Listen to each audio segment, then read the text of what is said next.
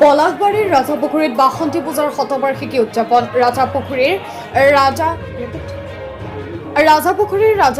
ৰাইজ গয়াসৰ উদ্যোগত আয়োজিত বাসন্তী পূজাৰ শতবাৰ্ষিকী মহোৎসৱ বিগত কেইবেলিৰ দৰে এইবেলিও উলহ মালহেৰে 1 বহাগৰ পৰা 5 বহাগলৈ উদযাপন কৰিছে শ্ৰী শ্ৰী বাসন্তী পূজা। আজি বাসন্তী পূজাৰ মহানৱমী পূজা।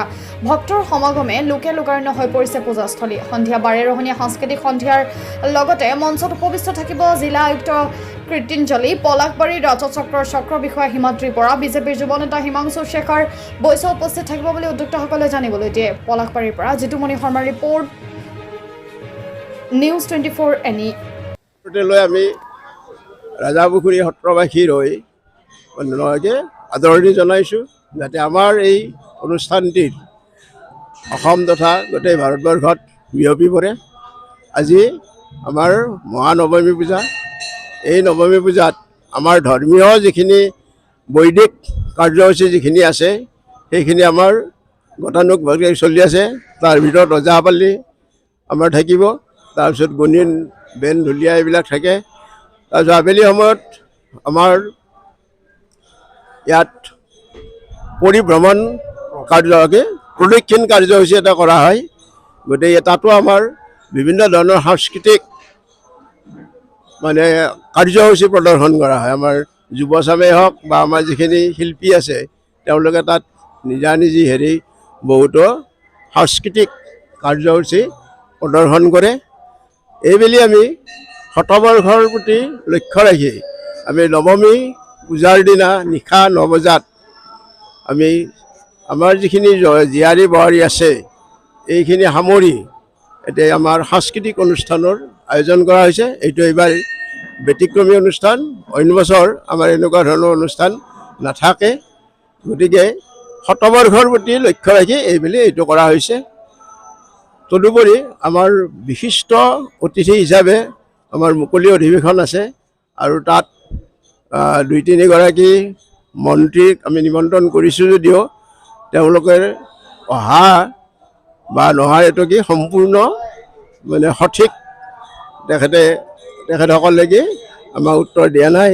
তথাপি আমি নিমন্ত্ৰণ কৰিছোঁ।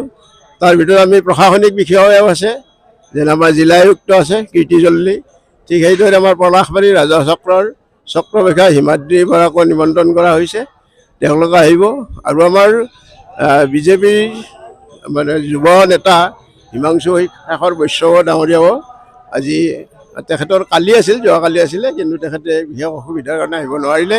গতিকে আজি সন্ধিয়া তেখেতো আমাৰ ইয়াত উপস্থিত থকাৰ কথা।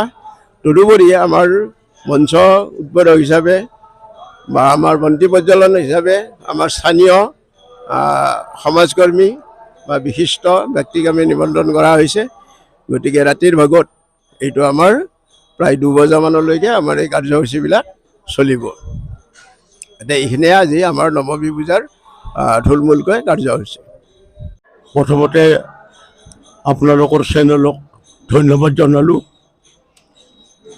এই ৰাজাপুখুৰী সত্ৰৰ 100 বছৰ সম্পূৰ্ণ হ'ল ভগৱতী বাসন্তী পূজাৰ, আৰু সেয়ে পূৰ্ণ প্ৰস্তুতিৰে আজি নৱমীৰ বিহিত পূজা চলি আছে। আৰু এই অঞ্চলৰ সমূহ ভক্তপ্ৰাণ ৰাইজে আহি মা ভগৱতী বাসন্তীৰ আশীষ লৈছে আৰু সুকলমে আমি এই পূজাভাগ সম্পূৰ্ণ কৰাৰ কাৰণে চেষ্টা চলাই আছোঁ।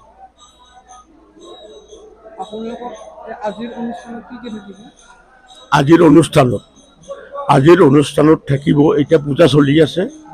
4 বজাৰ পৰা মুকলি সভা হ'ব, আবেলি 4 বজাৰ পৰা। তাৰপিছত চৈতালি নাম পৰিৱেশন হ'ব, তাৰ পৰা আৰতি হ'ব, আৰু আৰতি শেষ হোৱাৰ লগে লগে আমাৰ স্থানীয় শিল্পীৰ দ্বাৰাই সাংস্কৃতিক এটা অনুষ্ঠান হ'ব, যিটো আমি গান বাজানা বুলি কওঁ। আজিৰ অনুষ্ঠান ইমানতে শেষ হ'ব।